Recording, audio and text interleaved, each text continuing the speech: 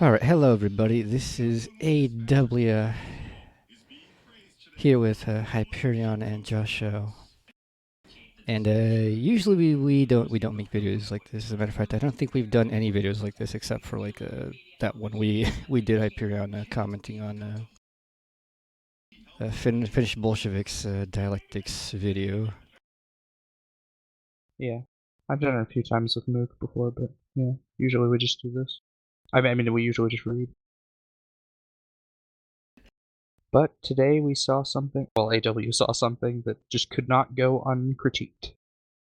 Well, one, it's a guy who supposedly actually studies philosophy. I mean, I don't doubt it. It's not that amazing nowadays, so frankly, just merely merely being a philosopher doesn't just qualify you for being the best at everything. But no, I mean it's not questioning that. It's a video by PhilosophyTube on Hegel, and I just want to comment on it because I think it's full of errors. Not that I think he cares or that his viewers care, but let's all go through this slow torture together. Alright, I'm gonna skip the silly, really cheesy skit at the beginning. Because, yeah. Consciousnesses, Hegel calls them, are each trying to figure out what they themselves are. Hegel's master and slave dialectic. It's an odd one, to be sure, and there's a good reason why I chose to introduce you to it in the way that I just did. For now, though, let's just make sure we didn't miss anything. Take it as a story featuring two characters, and we'll talk about the meaning in a little bit. In their initial meeting, our two characters, self-consciousnesses, Hegel calls them, are each trying to figure out what they themselves are, what it means to be a self-consciousness. And by discovering somebody else, an other, they find that they gain a new perspective on that question. By discovering an other and seeing themselves through that other's eyes, they discover themselves. Self-consciousness for Hegel isn't an individual achievement, the way that it is for instance, Descartes. Self-consciousness arises through interaction with others, and how we see ourselves is mediated by how those others see us. Self-consciousness exists in itself and for itself, in that and by the fact that it exists for another self-consciousness. That is to say, it is only by being acknowledged or recognized. Each character wants to be recognized by the other, and a life and death struggle ensues, because as we saw, to become aware of the other is to become aware of the possibility of your own negation, and that can be a scary thing. There's this other, it's not bound by my will. It represents the absence of me. Does it mean that I'm disposable if there's just another self-consciousness that's like me out there in the world? I'm gonna kick its ass! In the same way, each must aim at the death of the other. The other's reality is presented to the former as an external other, as outside itself. It must cancel that externality. So, just to give a little bit of background, which he doesn't go over, but which is actually important for the entire intelligibility of the thing. And this is just well, it's not really a small critique. I think it's a pretty big critique. People are lazy with logic. They're like, they want Hegel, but they don't want Hegel. They want what Hegel's results are, but they don't like how Hegel gets them. And for me, it's the inverse. I like how Hegel gets things, and I don't fully care about what it is exactly that he gets, so long as he gets it the right way.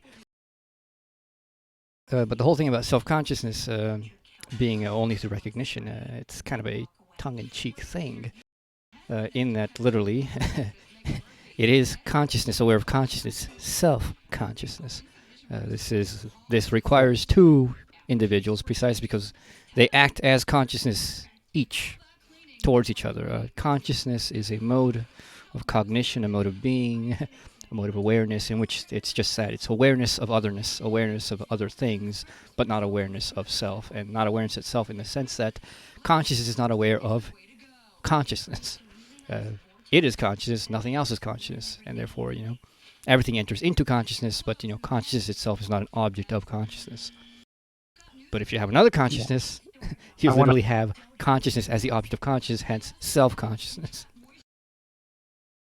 Yeah, I want to state that, like, the Cartesian, that is, of Descartes, his ego, the cogito ergo, what is it? Cogito ergo sum. That it doesn't preclude that. Exactly the opposite. It assumes that as the cognizing. That's what's capable of consciousness. So that's regular consciousness. And then it's cognized, and then when you see the other, you are recognized or recognized by it. And that affirms your self-consciousness. Those little trick words of like recognized, self-consciousness, in which consciousness is aware of consciousness. Hegel means those quite literally exactly what they say. It's a bit of autism, but it's the best kind of autism. So that's important. It's important to understand why it is the case that these two individuals come towards what he's now talking about, the life and death struggle. And I think with the... Sorry, go on. Yeah, no, what I wanted to say about that is that the reason that the life and death struggle happens to begin with is that these are two self-consciousnesses which are not yet self-conscious. They are only acting in the mode of consciousness. So, when he says, oh, they're looking for recognition, no, they're not. They see another being that challenges their own account of being the universal, the all-powerful in the world. And, something challenges that, and how do you negate that challenge and assert yourself back again into this absolute position? Well, you kick its ass or destroy it. Yeah. And that... He's being a little hyperbolic with that. Yeah, and in that sense, you don't have to recognize, because, there really wasn't another in the end. It was just yet another moment in which, I subsume things again, as I always do. I am the Lord and Master of the world. Everything is, I can, if I want to, I consume it. If I want to, I negate it. I destroy it. I'm God, basically. It's how that kind of consciousness treats things. And both of them think this way. They don't recognize the other as like themselves. They implicitly do. Their self-consciousness implicitly, meaning that they're not explicitly not conscious of being self-conscious. But they're doing it. The fact that they have this appearance of a challenge already is the appearance of the fact of recognition going on down low. Yeah. So like Marxists, they don't know it, but they're doing it. And Hegel notes that as well. Yep. So, let's see what he says about it. What is it that you wanted to add earlier? Sorry. Oh, it was about the... Never mind. It wasn't important. You went over it already. Or, in other words, fuck me, pal. Fuck you. No. Fuck me. The French philosopher Jean-Paul Sartre talked about the nausea of confronting the other. He thought it was shameful and thought one of the worst things that could happen to you was to be fixed by the other's gaze. Particularly if, and we'll be getting into this a little bit later on, they see you as something that you don't see yourself as. Hence his famous quote, "Hell is other people. Of course you want to kill them." Beyond just that though, Hegel thinks that neither self-consciousness can really know what it is until it's risked losing everything, including its life, until it's risked throwing all the contingent stuff away, the clothing, the physical health, the property, all of it. Risk losing all of that until you find the thing that you can't throw away, and whatever that is, that must be what you essentially are. For Hegel, neither self-consciousness can know what it means to be alive until they've faced death. If either one of them really killed the other, then they'd be screwed, because remember, recognition can only arise through being recognized by that other. But during the struggle, one of them values life more than they value being recognized, or they just lose the struggle, they become afraid, and the other becomes the master. They arrive at a conception of themselves as dominant over the slave, the one who experienced that fear, and the slave ends up doing all of their work. But the master is never satisfied. They've reduced the slave so much now that their recognition doesn't cut it for them anymore. What the master really wants is to be recognised by an equal, an independent self-consciousness. They've risked their life and they get the material rewards, but their whole conception of themselves is now bound up in the slave. Meanwhile, the slave is out there in the world, working on stuff, producing things, and as they work, they realise that the things they make reflect them. They understand the world they're building better than the master does. Like, if you want to know about pyramids, you don't ask a pharaoh, you ask the slaves that built them. For me to be. Sorry. Misclicked the pause Should go back. there. But anyways, I was going to say, or you can ask the aliens. Yeah, now he's getting into it. Oh, yeah. No, he's getting into some Where was I? misguided. Okay, the thing about like finding I out don't know, yourself by throwing away the inessentials and finding that one thing that you can't throw away. That's kind of a really metaphorical way of talking about what Hegel notes in that passage, which is that self-consciousness does not realize its own freedom until it literally abstracts itself from everything and says even life is nothing to me. I am self-consciousness, or I am consciousness, and I am the absolute, and therefore, even life, even my body is worthless to me. I can abstract myself from that too, because it is inessential to me. And of course, if you're dead, you can't be conscious, so that can't quite be true.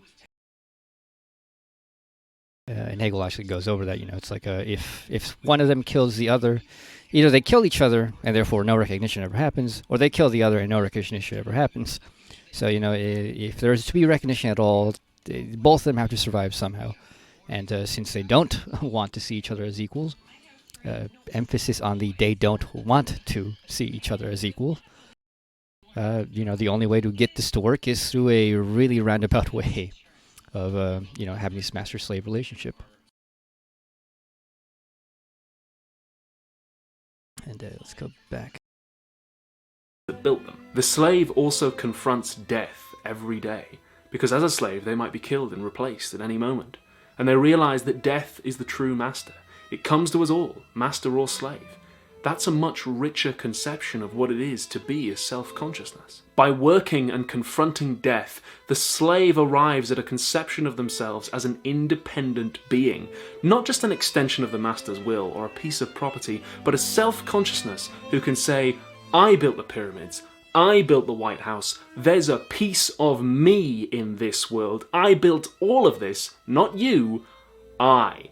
And if I don't work, all of this stops. In the end, the master isn't the one that wins. The slave learns what it truly means to be an independent self-consciousness. And at that point, it's only a matter of time before they rise up. Part 3. What? Well,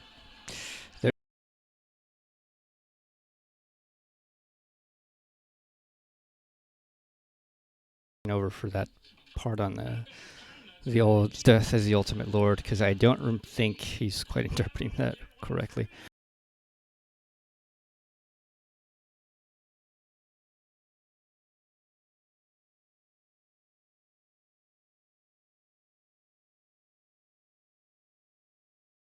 Self-certainty, independence, lordship and bondage.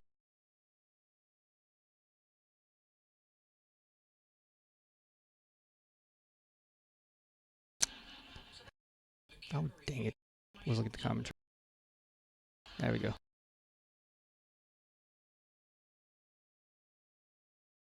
Ooh, death.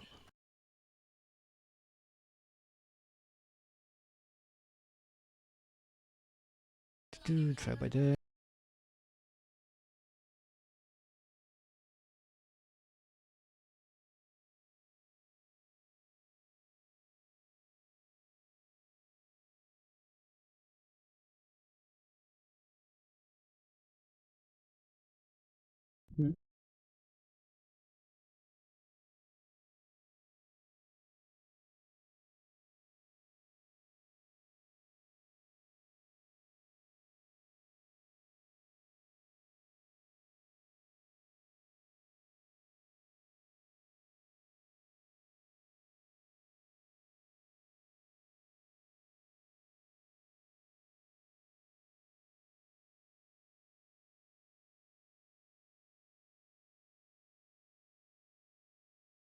Yeah.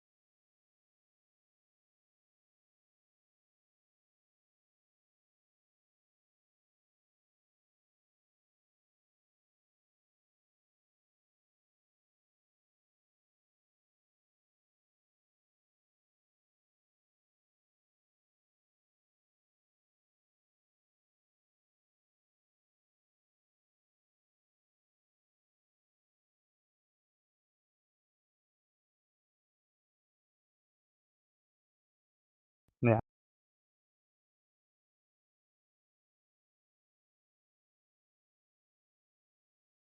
What did you say about the master? I know I That he said the objected, but I master, forgot. wants recognition from somebody who's equal to him, but the slave isn't equal. Yeah. I don't know if the master wants that recognition so much as he needs that recognition to be self-conscious. Yeah. Whether they want it or not, I don't think Mhm. so. I think a lot of people go through their lives literally being un unaware of being or like rather not being self-conscious. I mean, look at Donald Trump. That guy isn't self-conscious at all. Doesn't think one No. bit about what other people think about him because he's the only one that's real in his world. Nobody else matters. Yeah, he's the master, the false master. The master here is always false. It's always not a true master. He's always a slave to the relation. And he has no exteriority, really, except for the slave, so he doesn't really have the potentiality to become self-conscious. Whereas the slave does, because the slave at least has freedom insofar as, there's the potentiality of Yeah, necessity I mean, there. like he went over it, but I think he could have like said a few more things to just make it clear about the inversion which goes on between mastery and slavery, in which he Yeah. points it out that the slave realizes that they're the ones who do all the work, and therefore without them the master is nothing. Yeah. Well, that's the inversion of mastery. It's like the bourgeois proletarian thing. The bourgeoisie needs the proletariat, not the other So way around, there's the really. formal master, and then there's the true master, and the slave is the true master, and the master is the formal master. He has the Mhm. master has the form of the master. The slave has the content of the master. The master has the form of self-consciousness, but actually he doesn't. But the slave is the one that has the actual content of Yeah, so self-consciousness. that form is like a cardboard cutout that's Yeah, easily yeah. I mean, knocked the whole over. thing is that form is empty. The form is empty. It's just merely a form. Yeah. It's hard. It's hard to say. Yeah, it's a A formal formal form. form. It's an Yeah, there you go. appearance. Yeah. So in none of those situations, it's the case that the slave is unhappy and realizes, oh my God, I'm the real master. Um, it can go many ways. Self-consciousness is not as grandiose as he's making it out to be. And I don't know the guy's name. Philosophy tube, whatever. Let's call him that. Yeah, here's the passage I was looking for on section 194 of the New Oxford Translation. We have seen what servitude is only in relationship to lordship, but it is self-consciousness, and accordingly we have now to consider what it is in and for itself. Initially, for servitude, the Lord is the essence, hence the independent consciousness that is for itself is its truth, a truth, however, that for it is not yet within it. But it does, in fact, have within itself this truth of pure negativity and being for itself, for it has experienced this essence within it. That is to say, this consciousness has had anxiety not about this or that, or not just at odd moments, but anxiety for its whole essence, for it has felt the fear of death of the absolute Lord. and this it has been internally dissolved, has trembled through and through within itself, and everything fixed has quaked in it. But this pure universal movement, the absolute liquidization of all subsistence, is the simple essence of self-consciousness, absolute negativity, pure being for itself, which is thus within this consciousness. This movement of pure being for itself is also for it, for in the Lord this moment is its object.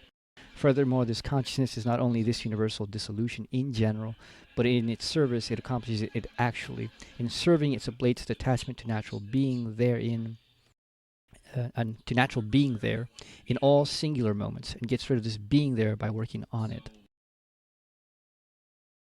Okay, so the self-consciousness is this absolute negativity in that, well, you'd have to understand the logic of that. Don't have the time right now to really go into that. It's simple, but to explain that simplicity is explaining a bit too much for what we're aiming up here. Let's just say, okay, it's a structural movement, right? So, the fact it's a really interesting shift. Like, when you understand how it works, how Hegel does things, it's always an interesting shift in that it's never it's structural and illogical in a way, and it's never like a purely deductive thing. At least on the level of the phenomena. So, this absolute fear of death, is self-consciousness in that it is an absolute negativity, within the self. And, this self-consciousness, that is itself that absolute negativity. And therefore, absolute negativity, therefore the link, therefore the slave, therefore has self-consciousness. It has it immanent within it. It is not yet explicit for itself. It's not yet fully conscious of its own self-consciousness, but it is self-conscious by the fact that, one, it has consciousness for its object in the master, and two, it has consciousness in itself in that it has absolute negativity, which is thought, which is self-consciousness. And if that does not make sense... And desire. Oh yeah, desire is important. Immanent in all of this. Yep, no desire, no consciousness. Because, you have to have something for your object. What does the slave have for his object? The master has the slave for his object, but the master having little to no desire because his desire is, what would we say? What do they always say? It's like it's abstracted out from him and put onto something else, so he really has no real control over it. He's just constantly consuming. Out of context. Yeah, he's just constantly consuming, and his desire, which is always the desire of desire, is never fulfilled, so he's never really satisfied either. Because desire is endless. You fulfill a desire, you destroy its object, you consume it, and then... well, desire just pops back up again. There's something always new to desire if that's the way you go. And as a matter of fact... But there's nothing really wrong with desire. Desire is life. It's necessary, but actually, it's a good thing you brought that up, because this whole section is literally preceded by a whole section on desire, and why self-consciousness arises out of desire. Consciousness desires and desires. But what it really desires is for something that it can consume, yet it won't be consumed in being consumed. And the only way that it can have an object which is consumable yet not consumed is literally in another consciousness. And the reason for that is very, very obtuse. It makes sense, but... it's pretty simple. Well, no, because the reasoning... You want another person with whom to interact. Well, it is, but it's on the logical end of it, it's far more abstract than that. I mean, it's based on the fact that if you can't be the one who negates the thing must negate itself for you. Therefore, since pleasure came out of negation, it doesn't matter if it's you doing the negating, so long as the negating is relating to you. So it's like the pleasure you get when someone does something for you, which you didn't... That you didn't ask that you wanted, but you didn't make them do it. They did it out of their own will. I mean, it's that level. It's that kind of satisfaction. The object negates itself for us. It even makes you feel like you somehow willed it with your thought and made it reality. It makes you feel godlike, kind of. Because I've seen people do that. Yeah, let me see what he said about death again. Day, because as a slave they might be killed and replaced at any moment, and they realise that death is the true master. It comes to us all, master or slave. That's a much richer conception of what it is to be a self-consciousness. Yep. See, it's a nice poetic thing, and I'm pretty sure he's getting that. That sounds like a very essential thing, so it might be coming from Sartre, but it's not what Hegel's talking about. The slave is indeed enriched by the knowledge of death, but I don't think it's poetically enriched at all. Yeah. I don't think it thinks about freedom being only available through death, as Hegel said.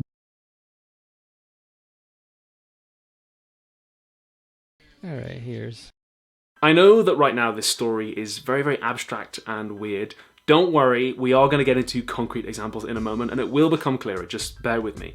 For right now, let's orient ourselves. We said this is called the master and slave dialectic, so what is dialectics? No, it's not the Scientology book, that's Dianetics. Dialectics is a method of study where we split the thing that we are studying into opposing or contradictory pieces.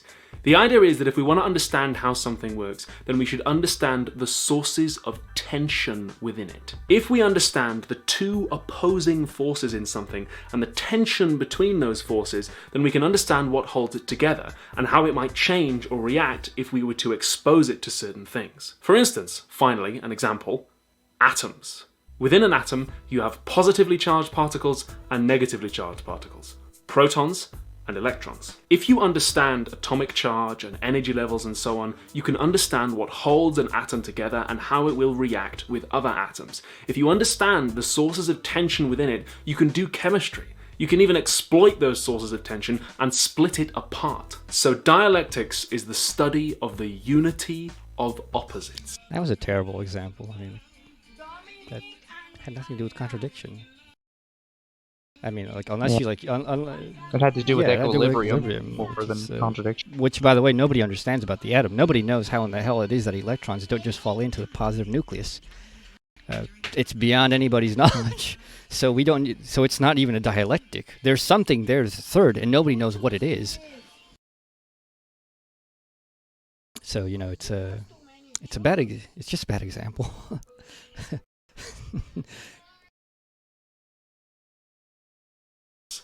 Vladimir Lenin, yes, that Vladimir Lenin, don't worry about that just now, freedom. Said, the condition for the knowledge of all processes in the world, in their self-movement, in their spontaneous development, in their real life, is the knowledge of them as a unity of opposites. These opposites are sometimes called the thesis and the antithesis. And when they clash, they produce something new called the synthesis. But how are we meant to use this? Not at all, because it's... I know that he knows that doesn't really work. So I don't know why he'd use it. Because even before he put out the video, I noticed he had tweeted at Sadler and said, "Oh, I watched your videos, make a Hegel video." And he's like, "Oh, okay, great." And I know Sadler knows that that's not the case. So anyways, there is no clash between the thesis or antithesis. It's not how it works. This is a typical Marxist misunderstanding because, in the class struggle, yes, that appears as a clash for that moment. But every dialectic itself is not a clash. There's just... there's no interiority with the thesis antithesis. Yeah, it ends up being that, they each are just the other's interiority. Yeah. And second is, I keep putting this out there. I don't think dialectics is useful for anything at all. If, your point is I want to really use this. Why? It's philosophy, it's ontology, it's very interesting. it's useful in a very, very, very abstract sense. But if you're going to be doing practical things, you do not need it for anything at all. And if you try to enact it, it's not going to work. I mean, like Hegel says in the Philosophy of Right, that by the time philosophy paints its gray on gray, the whole world is already done and gone. Philosophy comes too late onto the world stage to ever do anything useful.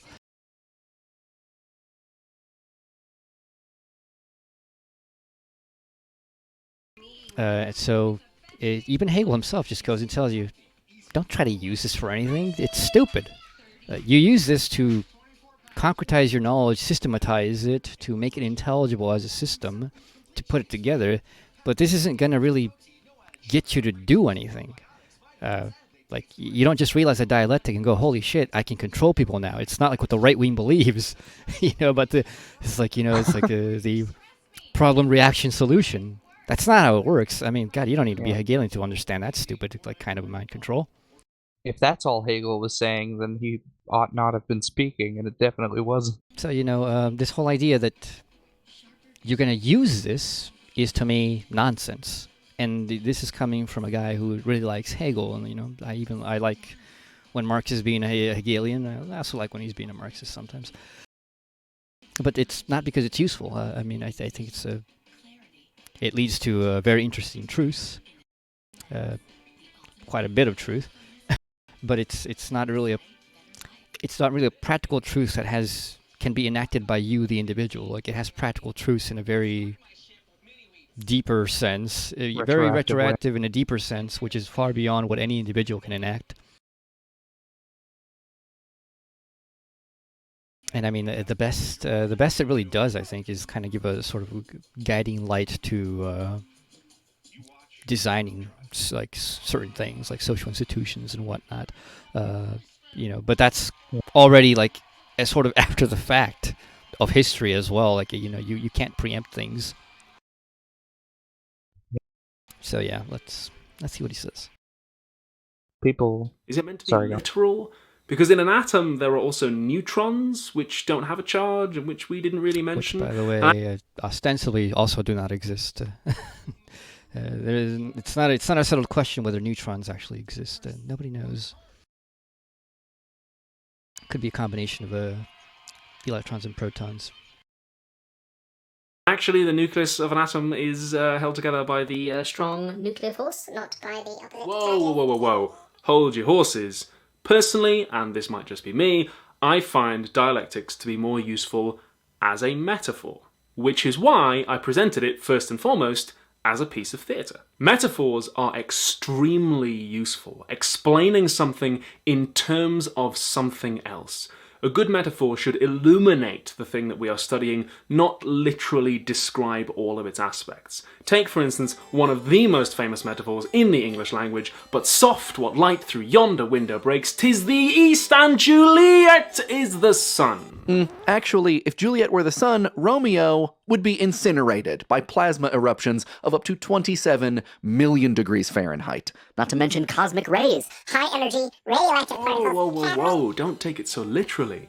What Shakespeare means is, she's the centre of his world, she's his light, she brightens his day, everything revolves around her. Notice how these are all metaphors too, by the way. In other words, Romeo is in love. So why not just have him come out and say, I'm in love? Because what brings you closer to understanding him?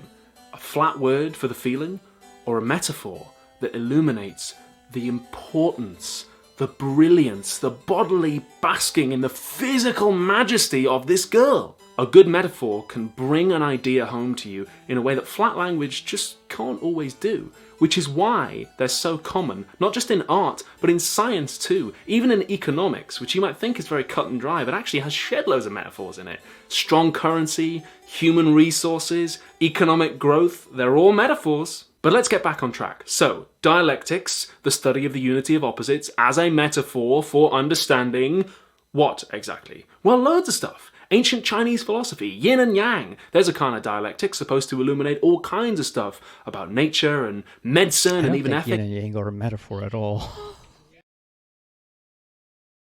That doesn't make sense. Yeah.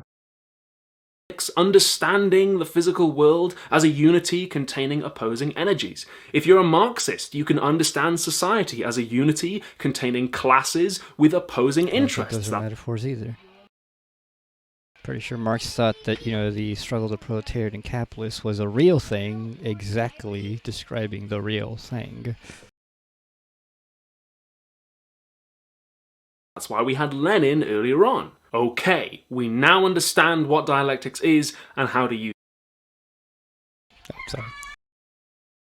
it. So, Hegel's specific version, the master and slave dialectic.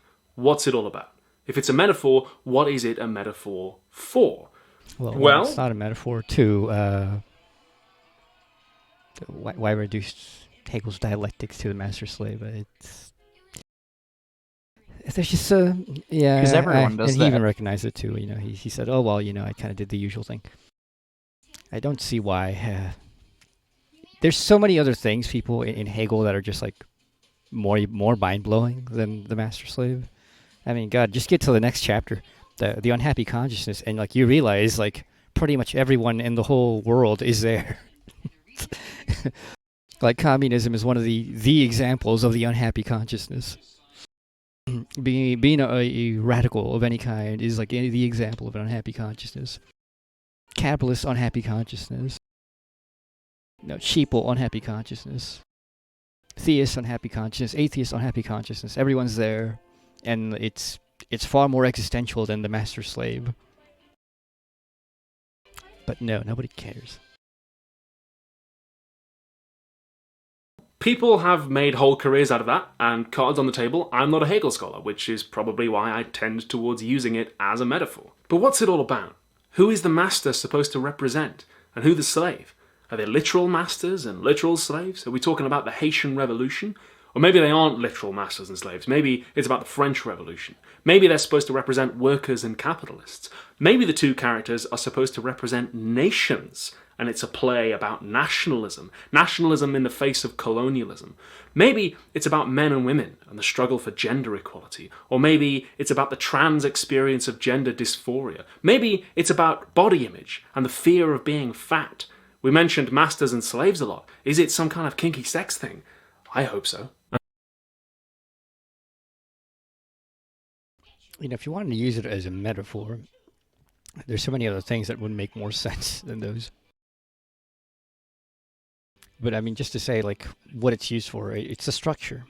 It's not a metaphor, it's a structure. And that structure actually does apply to an immense amount of things. For example, what he said about, nation versus nation. Yes. As a matter of fact, that's pretty much Andy Blunden's thesis about what the meaning of that whole section is.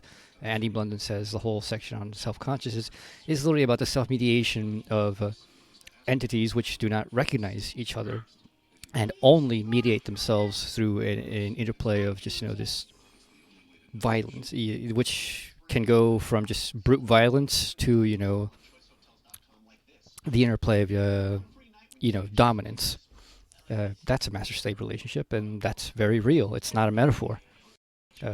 We see the countries do this all the time, particularly if you live in between imperialist countries and those they colonize or hold in their sphere of influence.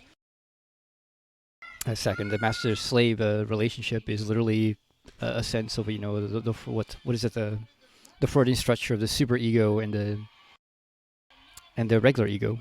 It's one subdues oneself, enslaves oneself to an ideal self. So therefore you have the punishing superego, therefore you have all these other structures. Those are master-slave relationships. It's not a metaphor, it's real.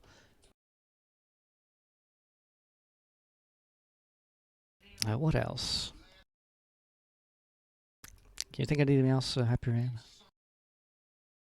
I don't remember. I don't think so. I mean, like, trying to apply it to, like, history is... you can. To me, it's really stretching it into a metaphor, and when you stretch things into a metaphor, it's not quite good, but... It's just hard because there's so many factors with history. It's not just this force fought that force, and then they're both different. Neither's the same. A lot of things Yeah, I happen. mean, you mentioned Haiti, and then, I know what book he's referring to. It's Hegel and the Haitian Revolution. I forget, was it Susan Buck-Moore's? Yeah, Susan Buck-Moore's. And her thesis there was that Hegel got the idea of the master slave from, what was going on in the Haitian Revolution. And she makes a pretty good case for it, but I'm not fully convinced that that's exactly the case. But to me, whether it was or it wasn't, I mean, frankly, doesn't really matter ultimately.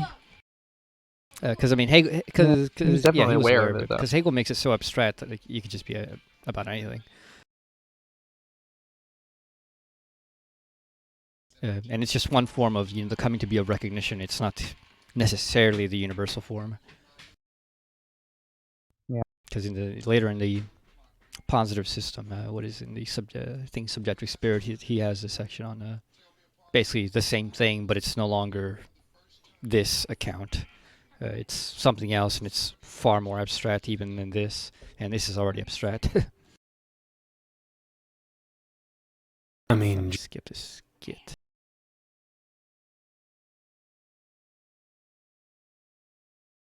Dirty. More evidence, I think, for it being a really great metaphor. We could talk all day about the layers of meaning in Juliet is the Sun. In her book, The Rhetoric of Economics, economist Deirdre McCluskey says the literal translation of a metaphor is never finished.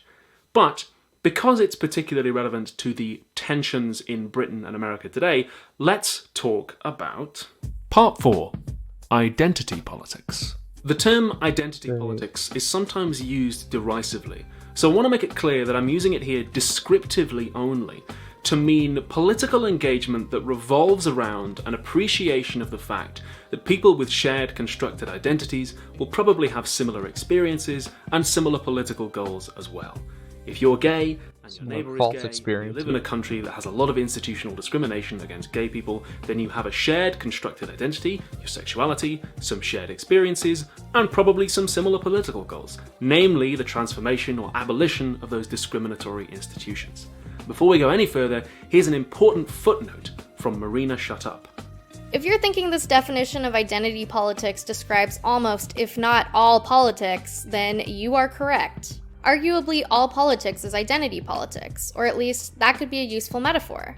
If that seems like a problem, just remember that those two neighbors can also have solidarity and share political goals with other people who have different identities as well. Remember how in the Hegelian dialectic, I don't think that does describe all politics at all, because something like class is not just identity. Yeah. Identity for me is always just appearance. It's just an identification with something that is ultimately not that meaningful for the human experience. For example, do I identify as some sort of, demisexual person? Not really. I'm me. Do I see the appeal of people wanting to feel like they're part of a group or whatever? Sure. But ultimately, I don't think it holds. Yeah, I don't know. The way, I see what he's doing. He's trying to reclaim the negative connotation of this term, identity politics. I don't think it quite works. Yeah, I don't see it as necessarily bad, detrimental. Well, no, I'm like what he's describing here. Say, the gay rights movement. People say, "Oh, that's identity politics." How? How? It's all it is. I mean, really, the whole movement was because there was a completely irrational and unjustified oppression against this group, which was originally not an identity. Originally, it became an identity. It's ultimately not an identity. It's just a fact. It's you're a guy and you like guys, great. Yeah, you're gay. It's just what you are. It's not something you build your life around. It's not part of your self-image. It's you fall in love. It's an abstract separation from the rest of people. You say I'm gay, they're all gay, we're together. And so against. So the idea of identity politics here though is that you rally around a group cause of the gay identity and you put forth politics for that. that's just, it doesn't fully make sense, because you're part of this here is removing unjustified barriers, but making no positive other movement other than that. Because once you get Because the level like of, what he's saying, like, LGBT acceptance Yeah, or it's- something, then the identity becomes de facto Yeah. meaningless, and then it can be yeah, destroyed. and then I mean, like the way he phrased it, or like he or she phrased it, he and she phrased it, makes it seem like it's like always this positive. Like, there's always a positive side, but like I mean, like when the right says identity politics, and you're pushing an agenda. You know what they mean? It's like, the gay agenda is to make everybody gay, and and get rid of like straight people. Of course. Yeah. And the inverse is possible too. Their identity is to make no one Yeah. gay. Perhaps. They have the identity of the 50s straight. So actually, family, with like unit. the WASPs, that is an actual identity politic. It is a politic entirely based around an identity, which is not a real structure for itself, which is self-perpetuating beyond conscious factors. Whether you're conscious of it or not, class goes on. Whether you're conscious of it or not, the fact that you're a male attracted to a male goes on, or a female attracted to a female goes on, or a male identifying as a female goes on, regardless of what it is that you want to think or do think. Whereas an identity politics can't go on without that conscious recognition. The worker doesn't have to think of themselves as workers, nonetheless they are a worker. The black person doesn't have to think of themselves as a black person, nonetheless they are black in America. Yeah. Which in itself means nothing, but with the social institutions and the crime, the like attacking black people by the police and so on, they're subject to those social problems. So even if you don't identify and you say, that's why what's his name, Jody Armour, the whole misidentification, or the not misidentification but de-identification, anti-identification of bourgeois black people, saying I'm not like those blacks, the poor ones, is a negative thing, because you're keeping them down in a sense, but you're not raising them to the level of well, you're not getting rid of the social problem. You're just saying I'm like white people, or what, this is what I experience occasionally. It's not removing the identity. It's denying the identity because you don't want the negative baggage that goes along with it, I think. Yep, and it's also the case that even Does that- even is that if you're coherent? like I a can't rich really- black person, like you still suffer the identity. Yeah. So in a And Jody Armour argues that you should, because it'll make you want to have a universalist cause. there's a story about like Oprah going like, she was in Switzerland or somewhere, some European country, and she goes like this is like super rich place, people buy clothes or jewelry, and like she walks in and like the cashier asked her what she's doing there, and she was like, she went back home that day. They turned her away because he's like, oh, it's a black lady, she must be poor. And she came back the next, they didn't recognize her. It was like, they just saw a black woman, and she's like, that day I remembered I was black. I'm like, no shit, Oprah. No shit. And then she went back with all her bling and like, oh, you're a rich person. You're not just black. Well, walk right in. Two sides wanted recognition from each other? Well, identity politics is sometimes called the politics of recognition. Oppressed groups get shown an image of themselves over and over that they just can't identify with, and so they demand recognition. Like the Sartre experience, fixed by the gaze of the hell that is other people. On an individual level, this might be something like a trans person being misgendered. On a larger level, it might be whole demographics of people being constantly portrayed as criminal or deviant, or whole countries full of people being portrayed as uncivilized or backward. And so the forms of resistance these groups adopt could be seen as a demand for proper recognition. You will see me, not as a piece of meat whose body is common property, but as a woman. You will see me, not as a shameful aberration, but as prideful. You will see me, not as a disposable human being or a target, but a black person whose life matters. The philosopher Charles Taylor writes, "Within these perspectives, misrecognition shows not just a lack of due respect, it can inflict a grievous wound, saddling its victims with a crippling self-hatred. Due recognition is not just a courtesy we owe people, it is a vital human need." We might even apply the Hegelian dialectic as a metaphor for rioting. In a world where people are made to feel small and inconsequential, like a cog in the machine, they form a desire to be seen and remind someone, Starbucks window display, or whatever Starbucks window display has come to represent in that moment, that they are a subject.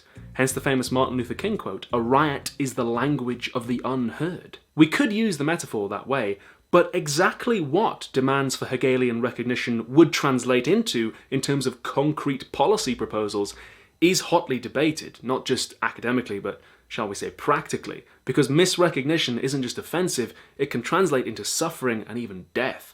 Philosophy professor All right. Nancy You Fraser should probably writes, pause. I don't know if you got something to say. Well, a little bit. Okay, I forgot what I was gonna say. Because he said something and then it went on too far and I forgot. Because he said another thing and then I had another thought and lost the last one. But Well, let's go back. for rioting. In a way, nature you respect human whose back way the recognition. okay, yeah, Like it was the about Sartre this. experience. It's about the American mentality, though. This is what it is. It's well, it's not just America, but you know, the whole. They don't celebrate difference. They see difference as something negative, something bad. I mean, and they want to destroy it. That's the problem. It's the mentality. It's not like recognition. If you get recognized by a person who doesn't like gay people for some abstract dumb reason that they've been brought up that way or whatever, they're not going to change just by recognizing you. Well, It may help a little, but it doesn't really work that way.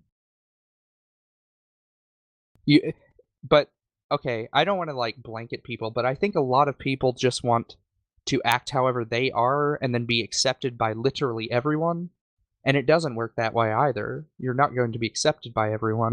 The way I speak is not accepted here in Georgia because I am, you know, like partially eloquent, I suppose. But, you know, people are like, oh, you're pretentious or whatever. Do I care? No, not really. Because, you know, this is just how I am. I'm just doing me.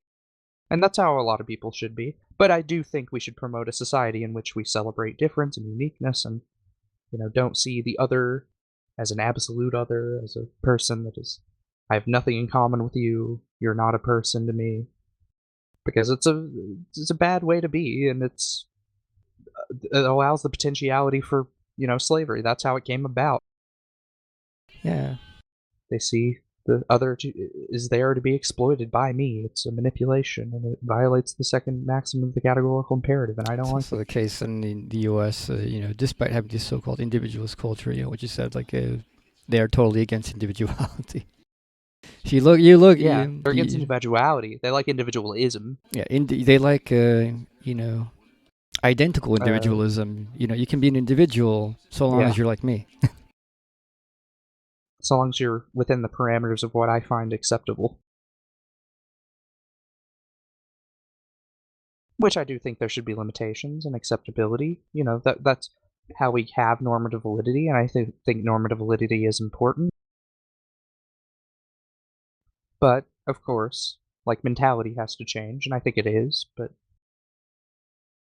you know, I don't like where he said, like, you should see me as prideful. Yeah, that's. I don't know. I mean, like it doesn't make pride sense. being- I mean, literally, you don't have to go to Hegel. You Yeah. have to go to like. It's back in the Greeks as well, but like Schopenhauer is probably the most famous on this. So he's like, "What's there to be proud of just being at something?" It's like nationalism. It's stupid. Yeah. What are you proud of? You didn't do anything. I'm proud of being Yeah. gay. Yeah, be Why? proud You of didn't your do anything. individuality. Yeah.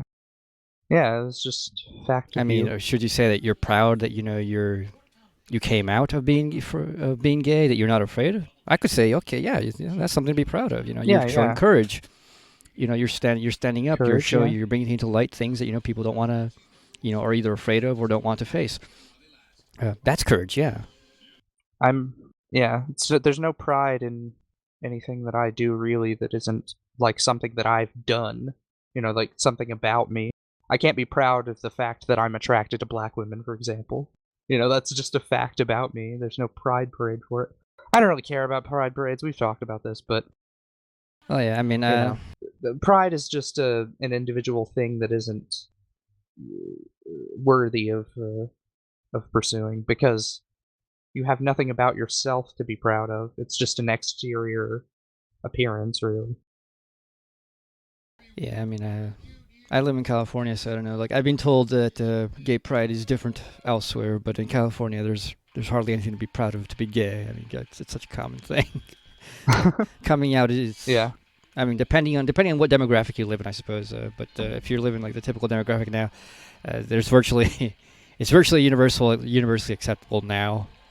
Your parents might, if you have parents from the last generation, they might still say, well, I love you, son, daughter, or whatever non-binary gender you may tag yourself with. But, I don't agree with your gayness or your sexuality, and, you can come back home anytime, but don't you bring your weird boyfriend, girlfriend, whatever. I definitely know some people like that. They'll accept their kids, but they won't accept like the other person. So, with time, that will go. But, that's already been eroded. So. Yeah, I also think that with the causes, they're expecting people to do a 180 shift just because it's obvious to them and they see it as common sense. Which is it, sure, in a historical sense, but people have been told this their entire lives. It's so hard to get out of ideology. So when people are racist or whatever, they may die being racist. There's nothing you can do. But you should try. I don't see anything wrong with trying. I do think we should have people living near each other that are different so that they can experience the other's experience as well. Walk in the other's shoes. Right. Shows not just a lack of due respect, it can inflict a grievous wound, saddling its victims with a crippling self-hatred. Due recognition is not just a courtesy we owe people, it is a vital human need. We owe people the courtesy of recognition in a very basic, formalistic sense, in which you recognize each other as just subjects, free subjects, and, leave it at that. When they are free subjects. Well, yeah, like assuming, let's assume, like, say, the modern ideal, like, the state of right, not as Hegel wrote it, but, say, like someone like Winfield reworked it out. We owe them that much. You have rights, you get that much recognition, and so, you have the dignity of that. But beyond that, I don't owe you anything. You recognize me as a doctor. I don't care. I have a PhD. I don't care. Recognize people as free individuals so long as they act as free individuals, by which I mean that they are being themselves and not just subsuming something and putting on for example, facade. identity. Nobody owes you identity recognition. It'd be nice, but nobody owes you that, and one has to live with that. It'd be nice if I was recognized as the great philosopher I am. No, I'm not. But is it going to happen? No. And does it really matter? I haven't staked my life on any of that, so no. If it happens, it happens. Great. If not, well, haters are going to hate. Yeah. So I think it is indeed a vital need that we have this basic human recognition, and it's not.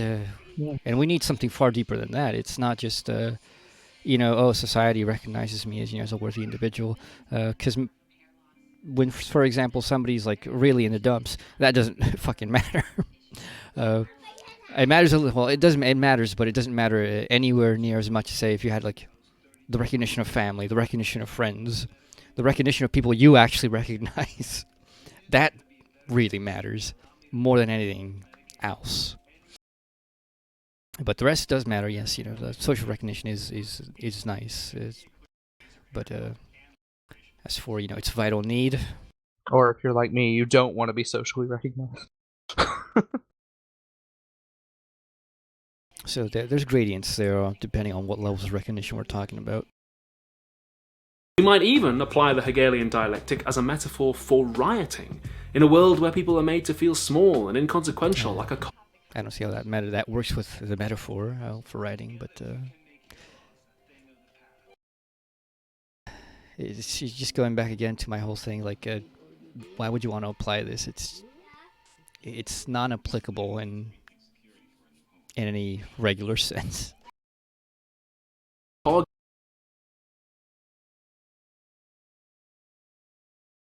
Policy proposals is hotly debated, not just academically, but shall we say practically, because misrecognition isn't just offensive, it can translate into suffering and even death. Philosophy professor Nancy Fraser writes, when such patterns of disrespect and disesteem are institutionalized, for example in law, social welfare, medicine, public education, and or the social practices and group mores that structure everyday interaction, they impede parity of participation, just as surely as do distributive inequities. That brings up... Yeah, because they are universal institutions. Yeah. You shouldn't be able to discriminate against someone for being a certain color or a certain gender identity when they're going to the hospital, or if they're in a law case, court case. I take... I'll just note, I think he misused the term there. He said misrecognition. And here I totally side with Jay Bernstein when in one of his lectures, specifically on this section on the phenomenology and the Bernstein tapes, he talks about how bullshit this talk of misrecognition is. There is no misrecognition. It's not, like that white people came to America from Europe and misrecognized the Indians. Like, oh, we didn't realize they were humans. Oh, my bad.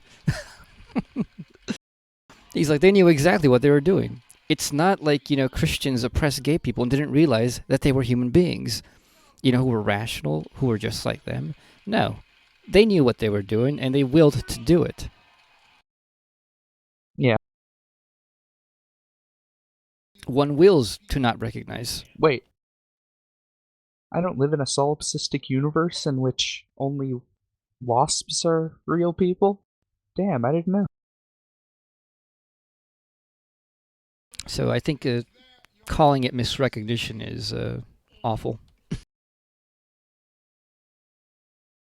Because, to misrecognize is literally to make an error. Like, and then, once the pushback is made, you're like, oh, wait, you're a person. Sorry. I thought you were a dummy. That's misrecognition.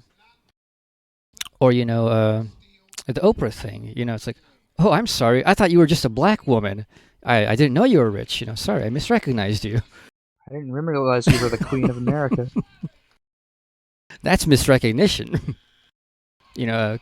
Cops indiscriminately shooting, unarmed black people. That's not misrecognition.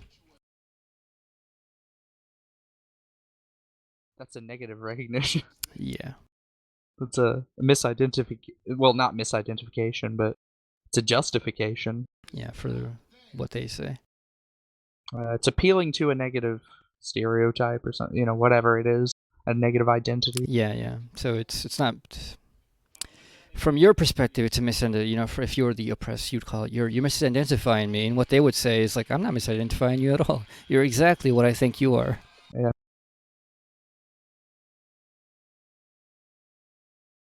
Very important point, which is that demands for recognition can, and in many very clever people's opinion should, go hand in hand with demands for redistribution.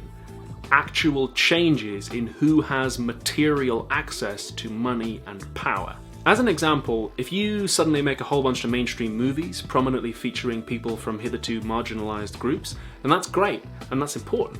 But if those people are also generally severely economically disadvantaged, then that alone isn't going to fix it. And on the flip side, Black Panthers like Kwame Ture were saying in the 60s that replacing capitalism with a more just economic system, although it would mean greater racial justice, wouldn't on its own solve racism. You can have demands for both recognition and redistribution, and many contemporary identity politics movements do in fact demand both. Fraser writes that our efforts to redistribute Well, you can let him finish the quote first. and our efforts to recognize should interpenetrate one another. All right. So I didn't see Black Panther, of course, but is it saying that Wait, no, I think Black that Panther no, changes I thought the economics? that guy was from the Black Panthers. You know, the civil rights. Oh, did he? I thought he said the Black Panther No. movie. I thought he was talking about cinema, so maybe I got confused. Okay, so changing the economic system won't change people's perception based on Yeah, race. I mean, I agree with him. That's what he's saying. Agree. Yeah.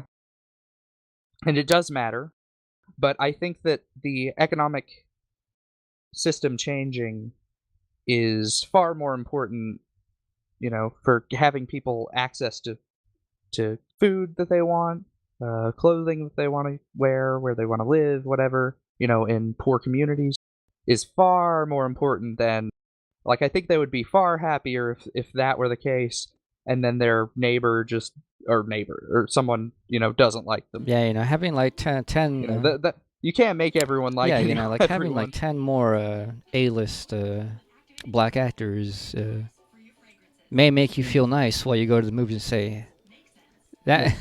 Because you yeah, have you know, it's like, identification hey, you with know, them. a guy looks like me, or a woman looks like me, Hey, we're represented now. and you know, they're Yeah. the main, or they're the main character in this movie. And this movie's, you know, multi-million box That's what I office. saw. You know, that's Black Panthers, like for a lot of Yeah. people. Yeah. Black Panther the movie, Yeah. yeah. That's what I saw in people on Twitter. They were like, Yeah, but I agree with you. finally. Like the whole material well- factor is way more important beyond a shadow of a doubt, because one, you can't change perception when the reality doesn't match. If black people are still poor and Yep. in the hood, the movie perception, That's how ignorant that's how whites they will will see see them. and think yeah, and that's how they will they'll be. be. You know, it's Yeah. you may call this, oh well, you know, you're looking down on the poor. I'm sorry, like, have you ever gone and actually lived in the fucking hood? it's not you know, poor people aren't virtuous for being poor. You know, they're not the best and kindest people. They are not the most progressive people. But So, you know, you're not. I think Go we ahead. can. Sorry, go on. I think we can say that, like, the social thing on a large scale, that is the incoming generations, it is changing on its own, basically. You know, people are. I mean, I've met a lot of alt-right type people our age and younger. You know, I'm 28, people younger as well. But on the whole, I think people are changing their perception of people of color, you know, like white people or whatever. And it just doesn't lie on white people changing their perception.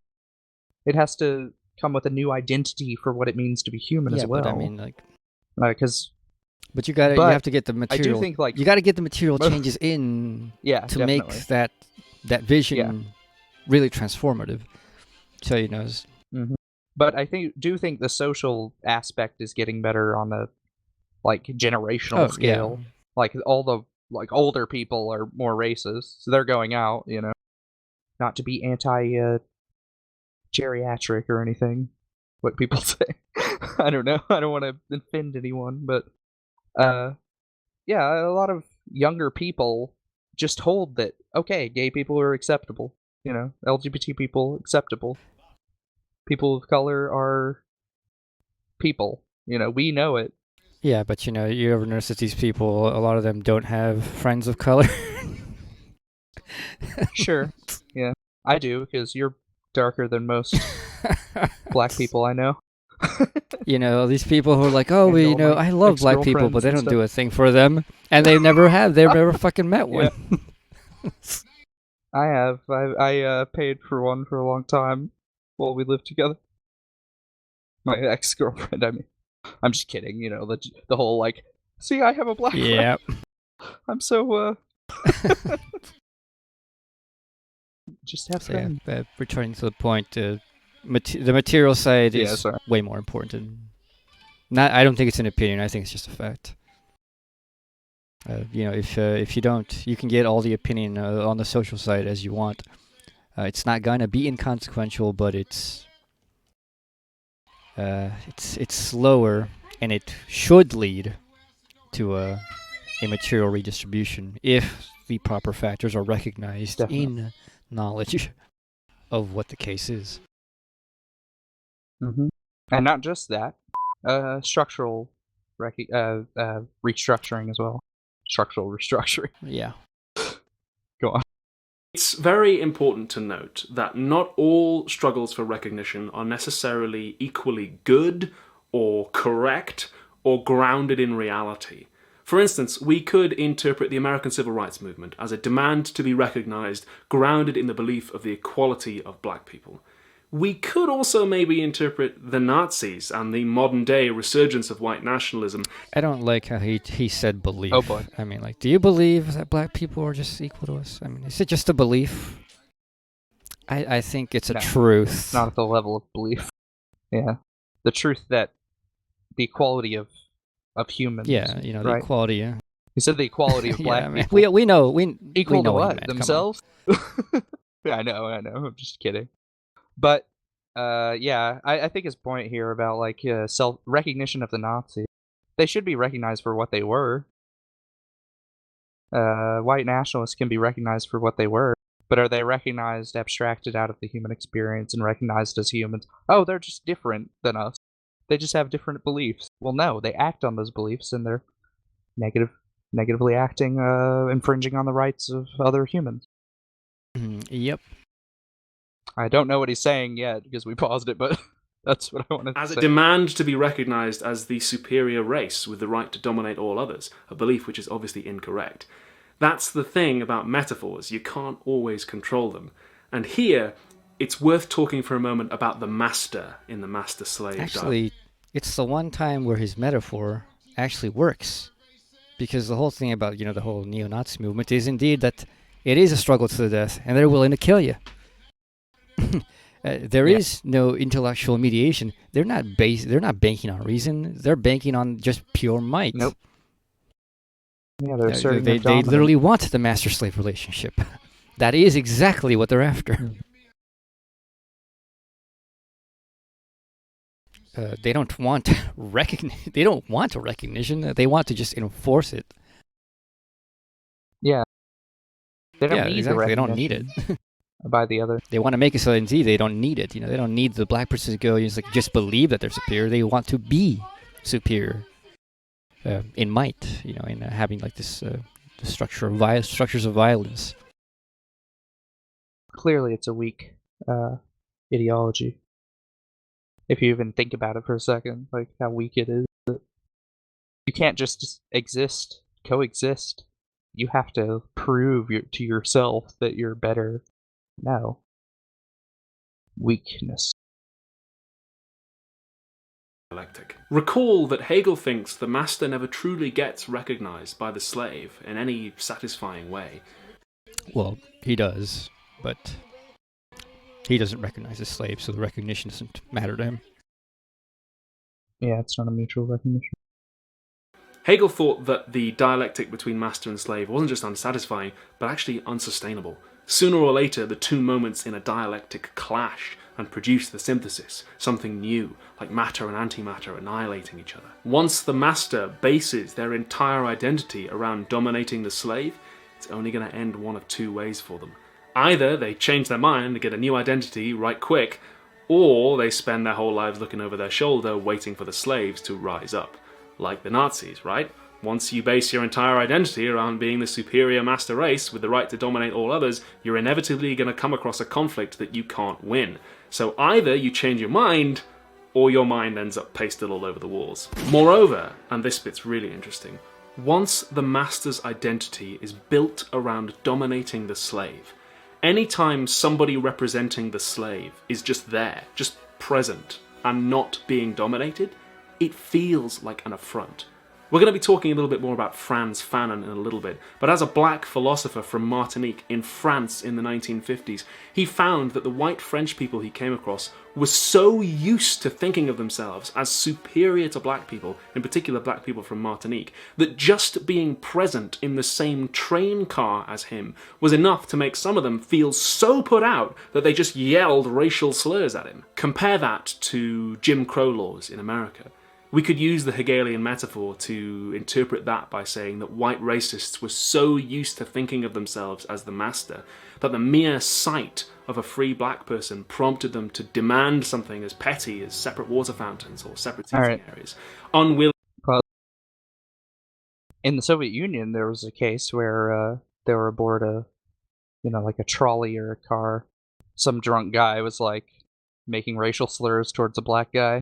And the rest of the community, the people on the trolley were like, "You're drunk, get off the train." They took him to a police station and they said, "How dare you not celebrate our brothers coming here and experiencing the Soviet Union." So that was a good experience too. Base at Stalin. Yeah. But actually, yeah, one of the things I wanted to note was when he was talking about the inevitable clash of the masters and slaves. In the phenomenology, that clash never happens. At least not at that point.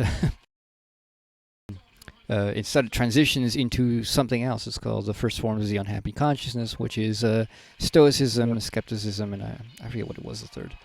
Well, no, it was Stoicism, skepticism, and the unhappy consciousness, but they're all unhappy. And it was the case that, and it was based... Yeah, unhappy consciousness has to do with religion. It was based on the a sort of unnamed shift towards the character of, I think, what is it, Epictetus, I think. Because Epictetus was a slave and a philosopher, and he was a Stoic. And his whole thing was like, yeah, well, whatever, man. There's a famous story in which his master was punishing him and was like twisting his leg, and Epictetus just like, I don't know how he did it, but the guy had nerves of steel, and he just kind of calmly looked at him and said, "If you keep twisting it, it's going to break." And the master kept on twisting his leg, and it broke him. And he says, "I told you so." And the whole point of Stoicism is, and Hegel notes it, it's a way of life and a form of knowing, which can be for anybody, kings and slaves. So it doesn't matter. So there is no transcendence in just that between masters and slaves, because you can have a king, who is it, Marcus Aurelius, philosopher, Yep. king, Stoic, A philosopher. and then you have Epictetus, a slave and also a Stoic.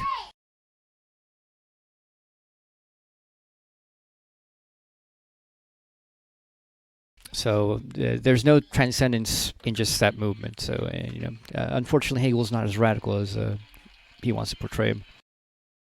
Second, the whole thing about the psychology of mastery and slavery is not something Hegel goes into, and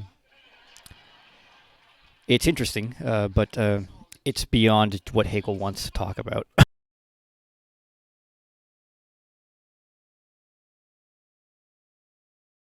So yeah. Or unable to embrace an idea of whiteness that wasn't grounded in racial domination. Compare it to people today who say that they are fine with gay people as long as they're not shoving it down our throats, pushing a too pro-gay agenda. The Hegelian metaphor might suggest that they're so used to thinking of straight being the position of master over gay that merely the free, prideful expression of gay sexuality, an expression of happiness and human joy. Man, I don't even like the prideful expression of straight sexuality, let alone like any other sexuality. It's, keep that in your rooms, man. Like, why do you want me to see it? Why do you want me to see it? I just indeed. I don't know. They want to be. They don't want to. This have isn't guilt like the about gay it. agenda. This is like the hypersexualist bourgeois agenda. Like degenerates. Yeah, it's not. It's the opposite of 1984. It's the, oh, we can dominate you. You can have your sexuality, but you can't have freedom. My gay friends tell me oh, it's okay if I see gay things so long as they don't shove it down our throats. I'm like, you're gay. And they're like, well, I don't identify as that. It's like identifying with eating burgers. Exactly. That's was how like, I oh, feel yeah. about it. I mean, I don't identify as being straight. I don't know. I'm just me. But then again, I'm almost a wizard. So what do I know? I get offended by non-interracial couples. No, I'm just kidding. But that's the thing. Like, interracial couples have normative validity now on television or whatever, Yeah. right? It's still not like I that think normal. but it's Homosexuality accepted. is. Yeah. So homosexuality, if it's tasteful, like. Yeah, like if you're know, gonna there's a have gay like this couple on passionate tele- like gay kiss on like the street or whatever, go ahead, knock yourself out, go for it. Go you for it. know. But I don't want 30 minutes of a gay sex scene in the middle Or of my straight movie. sex I don't scenes even like either. straight Like, sex scenes. Yeah, they make me uncomfortable, I guess. There Nudity, never not really is a problem. reason to put in a sex scene. Sexualization, Like, seriously. problem. Yeah. Just show that they're going to have sex, so that they're together now. Yay. There Unimportant. just isn't a reason ever to actually show it. I'm thinking of like examples that are like contrary to what I'm saying. So, see, this is dialectics, in his opinion. It's just a metaphor, people. This is Discord. Yeah. Feels like a slap in the face. Or compare it to women being catcalled in the street. We might say that some men have a conception of their own masculinity so grounded in the domination of the female other that the mere sight of a free and independent woman prompts them to try and center that woman's attention on themselves. All right. George Chicarella Marr writes, But they want recognition. That's exactly what he was saying. They want recognition from the female, and they don't know how other to. Yes, get it. I mean, I support catcalling. I think Catcalling it's is stupid. I don't But think it has anything. I some don't women think it like has it. anything to do with like seeing a woman and saying. saying like, "That's a strong, independent woman. I need to get her attention." I think they just do it to everyone. Yeah. I mean, Maybe, especially. yeah. Maybe it's it- just the cliche of the workers sitting on the I mean, break like table. you or think that whatever, like catcalling a I've woman honestly across the never seen it, and I live in California. But then again, I don't hang out with like No. normies. But I know for a fact, like like in third world, like south of the U.S., you go to Mexico, Central America, shit Mhm. is constant. It's the norm. All right, now should we get super reactionary and say some women want to be catcalled because they want recognition? Whatever. Is that a form of recognition? Well, yeah, I mean, I've seen dude, it. yeah. My it's like, female friends. I have female friends that wear stuff provocatively to attract a mate or whatever. So it just has to do with an individual basis, really. Like, I if mean, you're it's a trying to culture. attract What a is it? female, There's like, this a weird tech talk. weird- I can't remember. Like some woman from Puerto Rico, and she talks about like the the social ritual of seduction, and how she's like all these other people, Yeah. they're only angry because they suck at seduction. And like this is a woman, she's like, like she talks about this whole like thing about like the guy comes on to you, you say no, and then you play it hard to get, and all these other things, and it's like, and everybody knows how the game is played, and she's like, since everybody Yeah. knows how the game is played, it's all right, and maybe it's not your thing, maybe it is. Frankly, I don't care. But then again, but the game doesn't work. yeah, that but then way again, now. that's coming from a perspective of someone who doesn't suffer that. I think like a lot of people who like complain about that complain about it because they get it too much. And if you get it like once in a while, sure, Mhm. but if you like it's guys constantly like annoying you, like I'd be against that too. Yeah. Yeah, I see it. So I totally get that. But then it's It's just difficult to like have a definitive statement about this because well, there's so many well, variables. good and so thing many it's not really different based on our individuality. Because nuances. it's just a social thing. Yeah. Maybe it is. It's Yeah, it's a maybe, social. maybe you're from Puerto Rico and like maybe it is just socially acceptable and like nobody gives a damn. The only thing we can say for certain is like if you don't like it and then someone's harassing you, tell an authority figure, I guess. And if there are no authorities, that's and carry how some you- spray and like a club. Yeah. Yes. Yeah. Carry the club to the club. And then they'll say, it's like, well, why are you putting the onus on us? Well, I'm like, well, they ain't stopping. So, gotta be the master. Gotta make them the slave. Yeah. Make them a eunuch.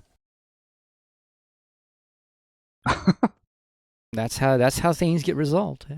Yeah. If rational, yeah. The veil of castration placed upon them. If rational mediation, What do you if think, rational Josh? mediation doesn't work, it comes down to life and death struggle and violence. I keep messing with Josh about the music, pretending I don't know the artist.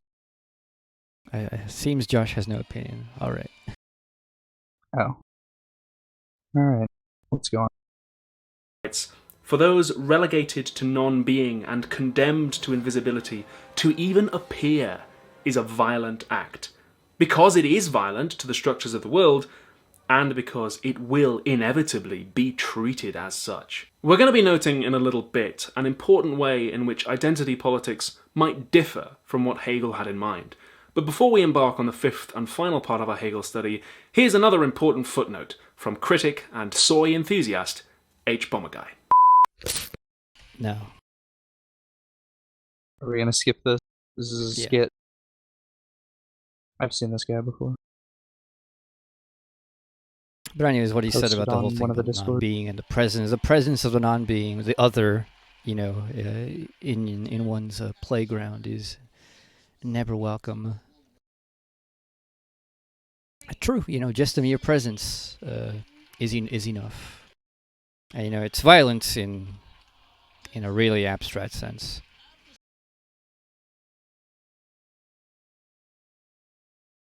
Of non-being. Hegel himself was a racist. Let's get that out in the open.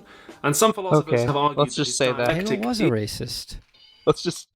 Well, yeah, he was. Yeah, let's say. But, I mean... Let's just say... I'm not gonna defend his racism. I'm just gonna, acknowledge that, they say he was racist against India, but as we say, he's one of the only philosophers who even took India seriously. Oh yeah, that whole thing. Hegel was racist in a very interesting sense, in that he isn't a typical racist. He's Hegel, the interesting racist. He wasn't a biological racist. He was against stupid shit like phrenology and all these other things. And the modern stuff on IQ and genetics, that's just a modern day for phrenology as well. So, he wasn't that kind of racist.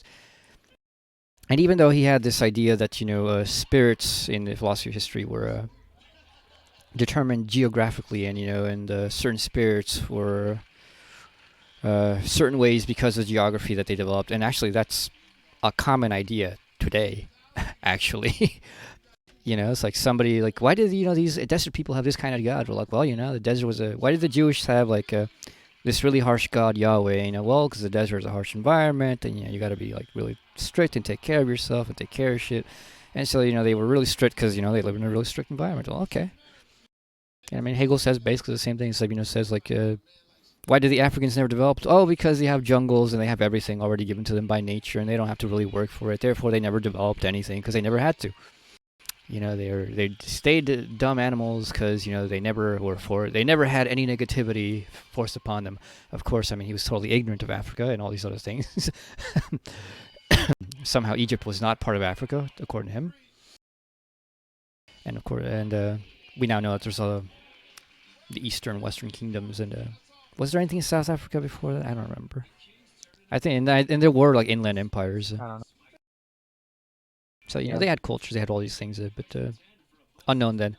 So, there's that racism. And he shouldn't have, but, for whatever reason he did. And, it's people, individuals, and cultures. Shit's never fully sensible. In that, he was very interested in the Haitian Revolution, which is what Susan Buck Moore's shows. Even though, he didn't write... much about it. I think there's some just a few lines and some scribbled notes of comments on newspapers, stories or something. But he was it was a big deal. He was aware of it, and it seemed to be that after the failure of that revolution, it's when he really got this whole racist vibe against black people, in which he didn't think it seems that they were totally helpless and forever to be the white man's burden, as it used to be called. But he thought with the failure of the Haitian Revolution, and this is it was a totally un-Hegelian thing for him to do, to not consider like the material factors, like the far more material factors that were going on as to why it failed, as well as ideological factors. And so he kind of got bitter with that failure, and he kind of took that as a sign that black people just weren't ready to be free quite yet. They need a couple more centuries under the tutelage of the white man, or other enlightened peoples, which just always happen to be white. So yeah, he was a racist. I don't care. I mean, I'll be honest about that. I just don't care. We don't care. Because I don't just take anything because Hegel says it. Hegel said, he thinks about India. Well, is it true? Oh, yeah, I believe that now. Yeah, is it true? Well, let's check. Is it true? Yeah. Survey says no. Isn't always a very good metaphor. Hegel assumed that the two sides in the master-slave dialectic meet, at least initially, as equals. And Franz Fanon wrote that actually isn't a very good explanation of race relations, particularly race relations following colonialism. Well, good. Fanon had more brains than you. Yep. Because Fanon, our guy. We love our Fanon. guy. Of course it doesn't work as a metaphor. It's not supposed to. It's not supposed to explain history. The phenomenology spirit is not supposed to explain anything of that sort.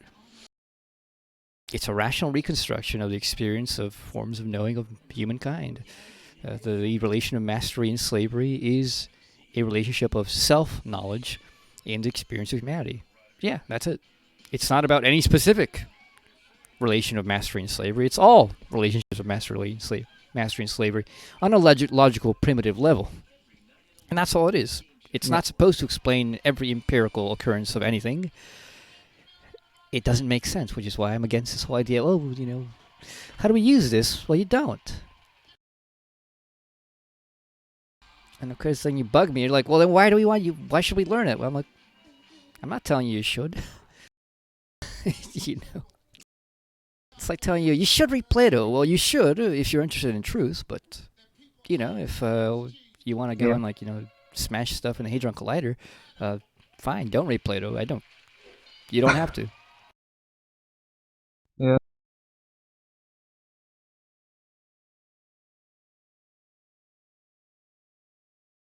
Fanon was a philosopher and a psychiatrist from Martinique, which France invaded in 1635 and has occupied since, and throughout his life he became very involved in the struggle against French colonialism, particularly in Algeria. He eventually went to France, and his experiences as a black man and a colonial subject greatly shaped his work. Fanon writes that black colonial subjects are disqualified from even entering into the dialectic of recognition in the first place. It's precisely because Hegel's version is so abstract that Fanon thought it wasn't really useful for understanding a world so materially shaped by slavery, colonization, and white supremacy. Ciccarello Mar puts it like this: lacking ontological resistance. Do you remember when Swedenista had that long beef with Ciccarello on Twitter? God, he hated him. I think he hated him more than he hates me. Used to call him Caccarello. Yeah. Oh, he gets into it with a lot of people, though. I actually listened to one of the talks Ciccarello gave on some leftist radio that nobody listens to, and it wasn't about an hour long. I actually thought it was pretty good. I'm like, oh well, this doesn't sound insane or crazy or idpol or anything. That seemed pretty sane to me. Didn't seem exactly dialectical, but then again, Ciccarello also kind of admits I don't care about dialectics, and I'm like, oh, okay. it's good. All right, good. It's all good, so long as you're not a delusion. Oh boy. We're gonna lose our base. Oh, come on, Ego Waffles doesn't listen to us. I'm just kidding, yeah. Well, there are tons of delosers, as I call them, that follow me. Tons. Tons of the hundreds that I have. There are a few. Distance in the eyes of whites, that is, not appearing as fully human or worthy of recognition, black subjects lack an entry point into the dialectic of recognition itself, and are forced to enter into a conflict that differs fundamentally from what Hegel had envisioned. Well, I mean, I'll just say I think that's a sort of misunderstanding in that how the whole struggle of life and death indeed works, in that with the life and death struggle, recognition has not yet happened. So it's not that anybody has entered into the world of recognition. It's that, both sides are there and says like, well, I'm everything. Wait, look, there's something else. There can't be anything else. It's only me. It's got to be my illusion. So I got to destroy it. So, in the relationships of colonialism, which the colonial power and the colonized meet, indeed it is asymmetrical, but that's just skipping the step of, the struggle. It doesn't mean that the struggle never comes to fruition, never happens, because indeed what ends up happening? Exactly, the struggle shifted. The struggle for life and death and the struggle for recognition can prop up again and again and again, so long as, the parties involved are not satisfied, and so long as they're not dead.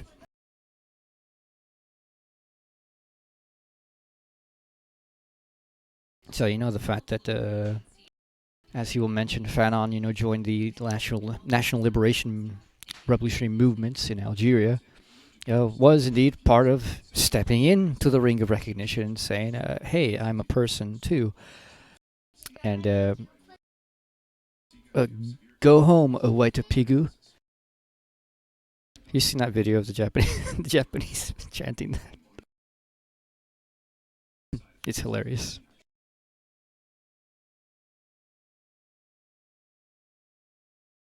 In Hegel's original dialectic, the slave turns away from the master and concentrates on the objects of their labour, the things they make that reflect them and help them arrive at a new understanding of themselves.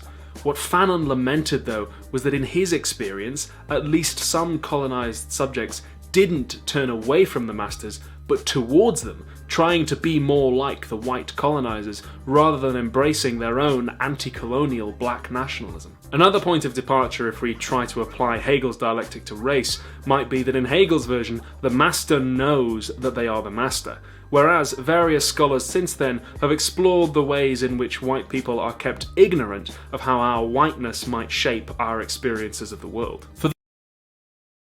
Yeah, just to note, it's always logical. Like with Hegel, it's always logical. So, if you're going to think the master-slave relationship, you think it in two, and you don't think it in the plurality of, masters and slaves. It's master and slave. So, if the slave wants to be like the master, the only way to be like the master is, well, to stand equal to the master. And the master don't like that.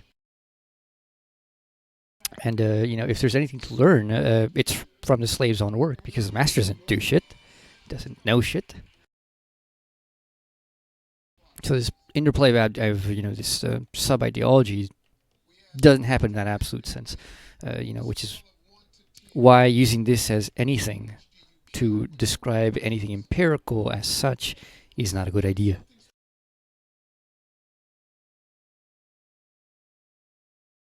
For these reasons, Fanon says the slaves, at least wherever we take that metaphor to mean colonised subjects, and in Fanon's case, black colonised subjects in particular, are stuck in the zone of non-being. And the dialectic is frozen. It doesn't go anywhere or clash or progress, it just sticks. In order to set it moving again, something different is required. I had rationalised the world, and the world had rejected me on the basis of colour prejudice. Since no agreement was possible on the level of reason, I threw myself back toward unreason. Namely, an anti-colonial revolution, which is exactly what Fanon took part in Algeria and which ultimately won Algeria its freedom from France.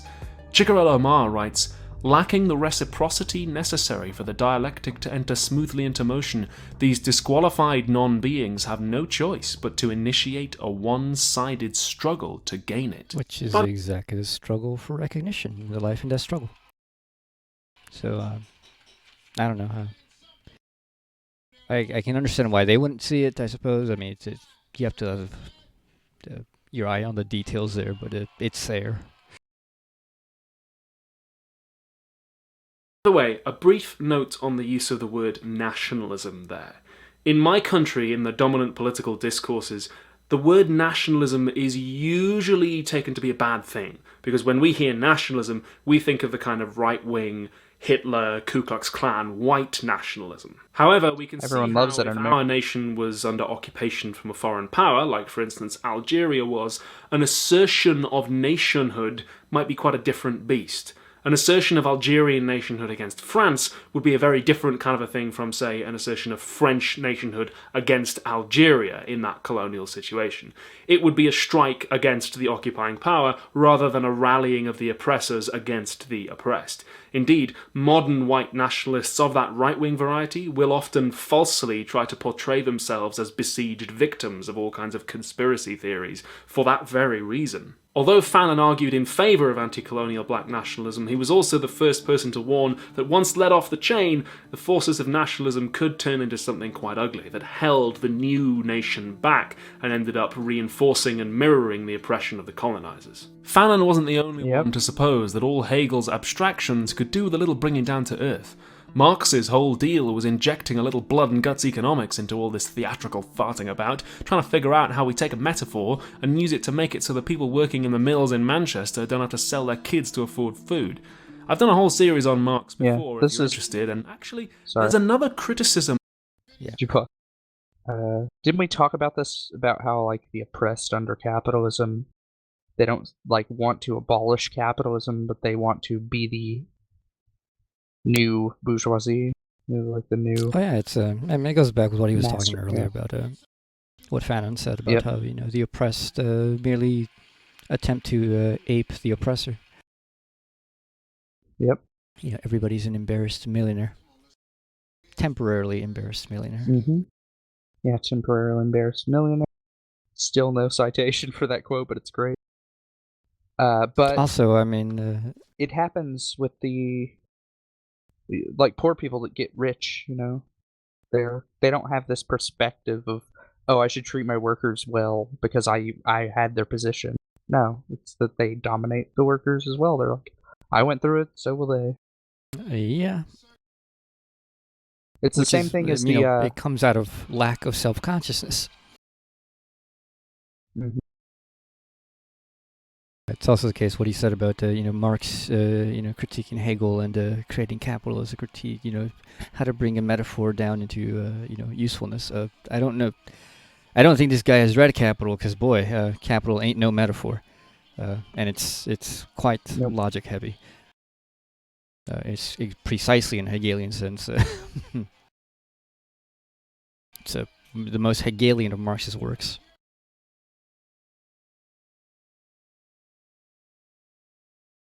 Of Hegel that we should explore that would apply equally to Marx as well. In Hegel's dialectic, there's some pretty complex cognitive activity going on. We've got the two self-consciousnesses becoming aware of themselves, becoming aware of the other, becoming aware of their social positions relative to each other. We've got the slave becoming aware of labour and how they build the world around them. And because a certain cognitive threshold is required for that, this is going to exclude at least some people with intellectual disabilities. In her book, The Capacity Contract, scholar Stacey Clifford Simplicon argues that pretty much since John Locke, we've had a model in mind of the ideal citizen required to participate in a democracy, as somebody who can do many of the things that Hegel describes, be aware of themselves, be aware of others, be aware of their social relations, be informed about their own position in the world and communicate their desires to change it to others, often verbally. Think about how much information and reflection and communication is needed to be an ideal participant in something like an election. And that's something that not everybody, although it's a spectrum of course, can actually manage. Despite the fact that people who can't manage it are still capable. I'm sorry, but this is where we're going to have a disagreement with them. If you don't have the capacities, you're not going to be doing it. Yeah. You have to have a mind and a will able to recognize and be recognized in order to have rights? Does that mean, I mean, I've said this in other things, does that mean you can just treat people with lesser cognitive abilities, in the upper double digits however you want? No. In the lower double digits however you want? No. It doesn't have anything to do with that.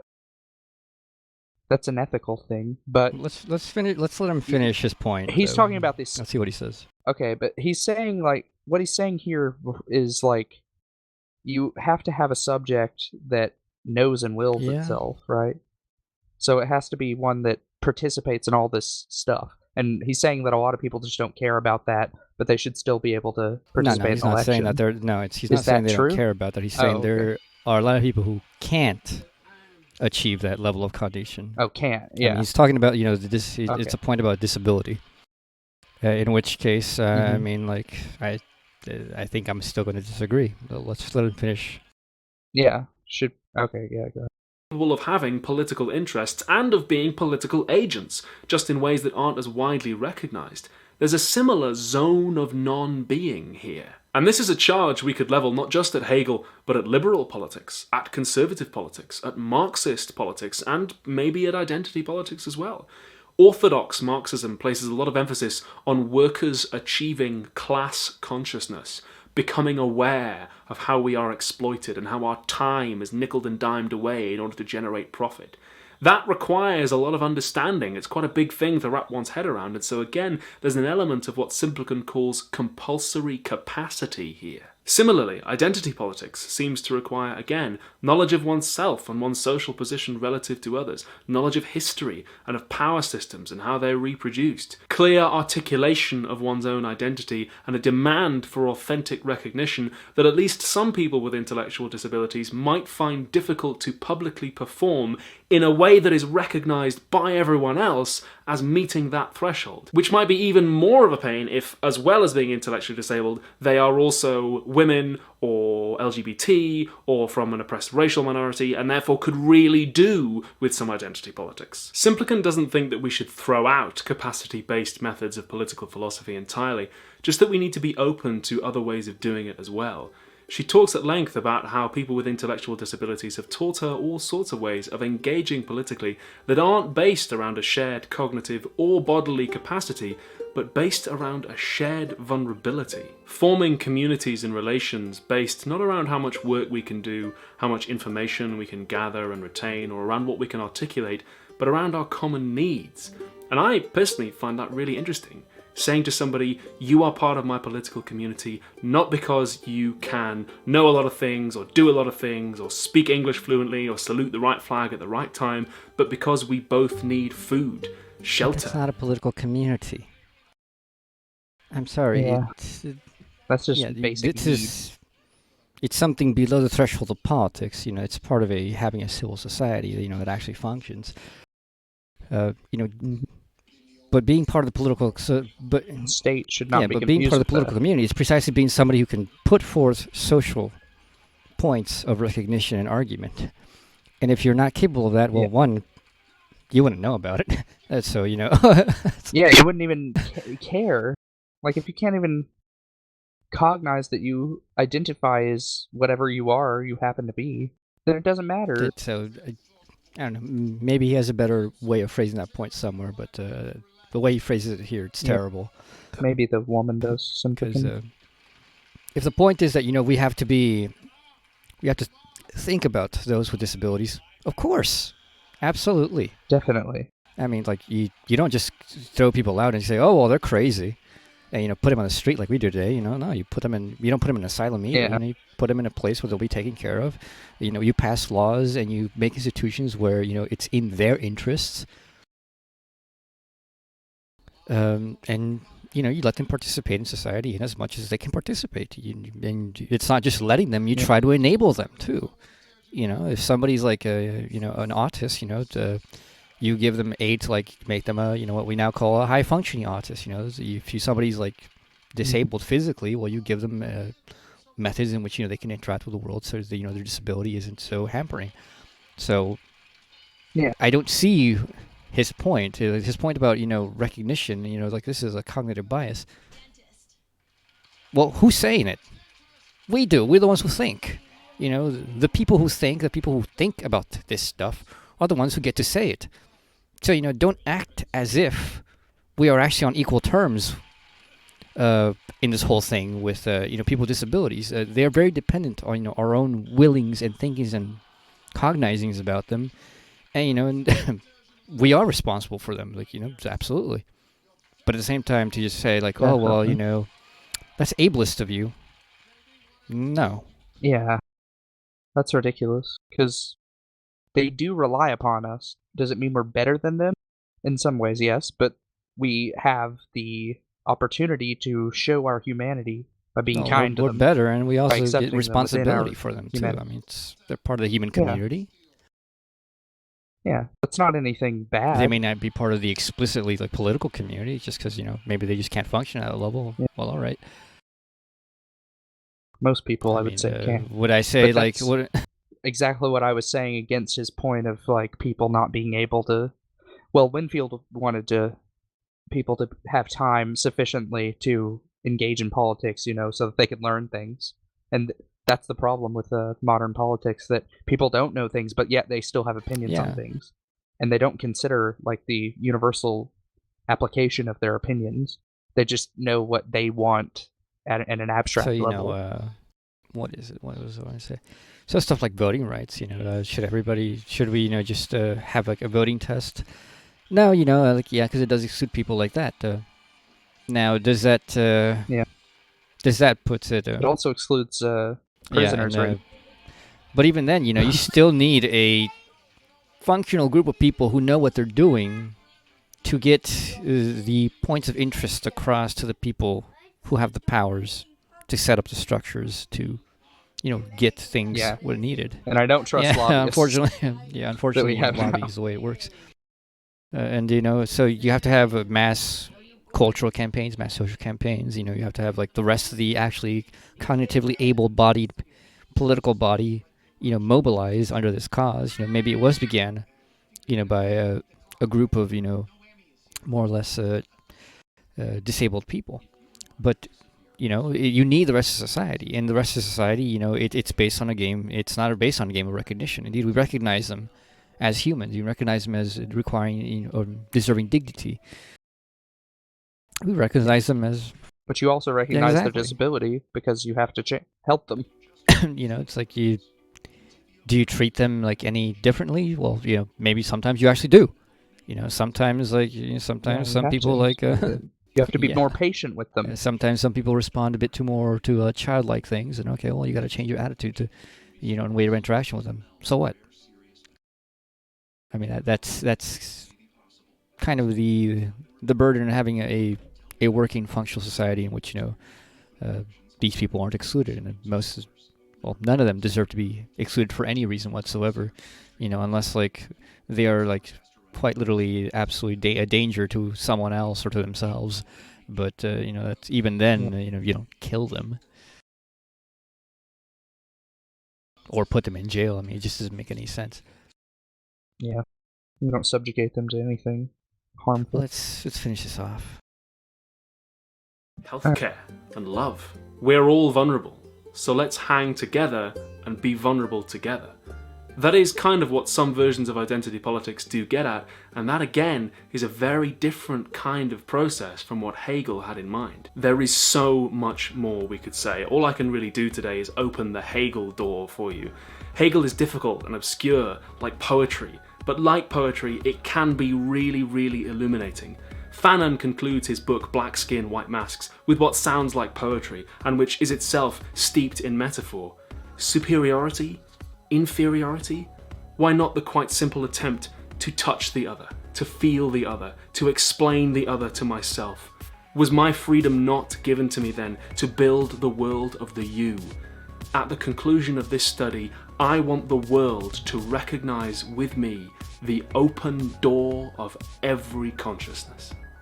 Thank you so much to Mike Rignett. That last bit about touching the other and stuff. That's exactly what he was going against. No, I'm just kidding. But I agree with Fanon there. Yeah. There is no...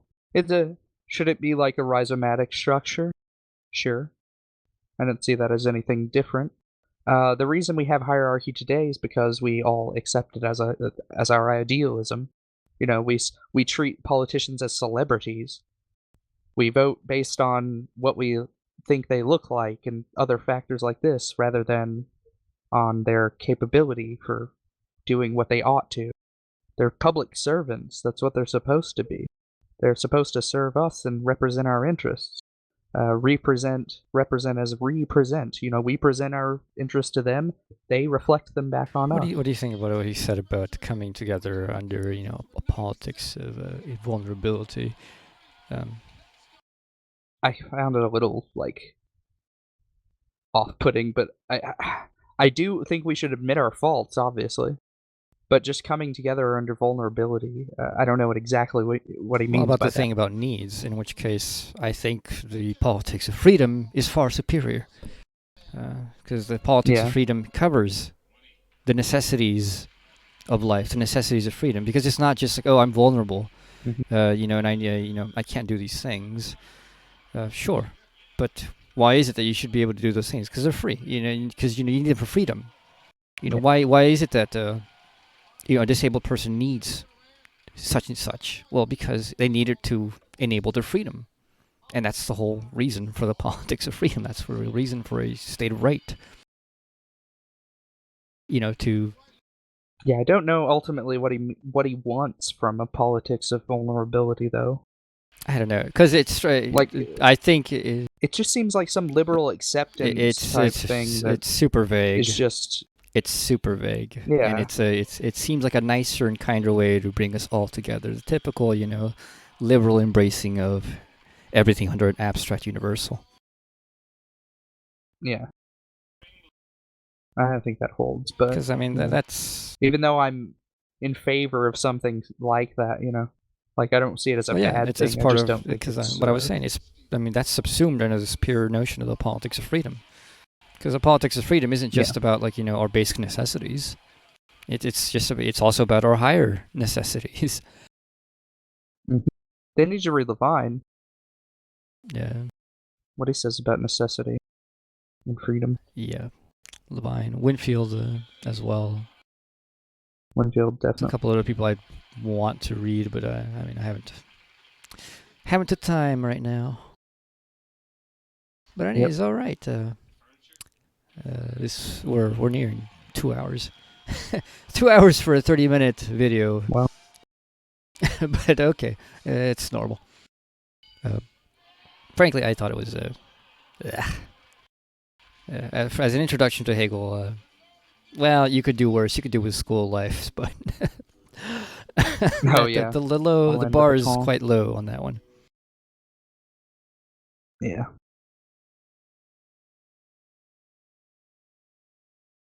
And to reiterate the thing I've said, I think twice, if you're looking for something to use in Hegel, don't bother.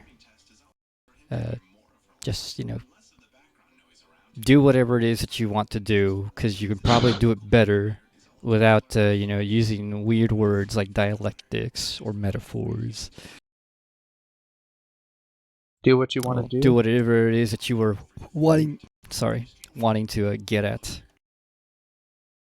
Philosophically? Why philosophically? I don't know what you're talking about. What he said, why use Hegel? Because, sometimes metaphors are useful. For what? Oh. I never saw the use of any of the metaphors. Hegel is metaphorically useful. No.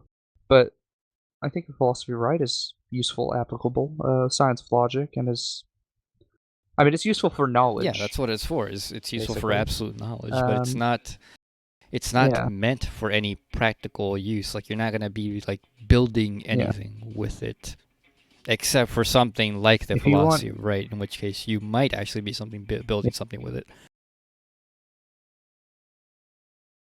Yeah, that's the only application I can really think of. With everything else, unless you're in some specified category with everything else, it's if getting intellectual jollies is of use to you, then sure. Freud sure. And all these other people, Freud, Jung, and pretty much any other intellectual you wish to ever engage can be used in that way. And I mean, I'm not saying don't do it. I do it all the fucking time.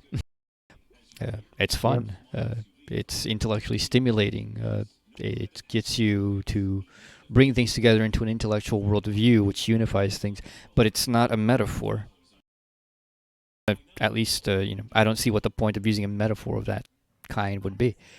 It doesn't make sense. When Fanon says, "Oh well, this is the relationship of the colonizer and colonized is like the master-slave relationship."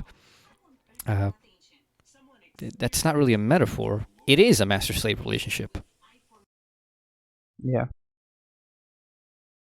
And you talk about it in terms of master-slave relationship for no other reason to show what the logic is. That it is a logic of mastery and a logic of slavery. That it is a logic of subjugation. And, what you do with that is up to you. But in itself, it's no more nor less useful than, just doing anything else. Just the fact that you realize that there's a conflict between the oppressed and oppressor, and it's good enough. You don't have to go to Hegel and say, oh, well, if you look at this in the light of Hegel's master-slave dialectic, well, why would you? To impress your pseudo-intellectual friend. I suppose. That's the only reason I think anyone would... when I see people that they're talking about Hegel, trying to apply him in real life, it's just that sort of thing. Yeah, that doesn't make sense. Save your time. If you don't care, then don't bother. Although you should still remain a Hegelian and study him. If you care about truth, by all means, study the greats, study Plato, study Aristotle, Kant, Hegel, and anyone else you believe might have come afterwards that might have been great or in between. It's all right, in the search for truth. That's what these people were doing. They weren't really trying to get any practical thing, which is the difference between a philosophical project and compared to a more practical project like Marx. Was trying to understand capital for the sake of finding out how to overcome capital. Sure, you can find philosophy in between those places too, but most of the time I frankly see no point. But all right, so that was our bants on this. It's been 2 hours, and we'll leave it at that. For those of you who listen, hope you enjoy. All right, farewell. Goodbye.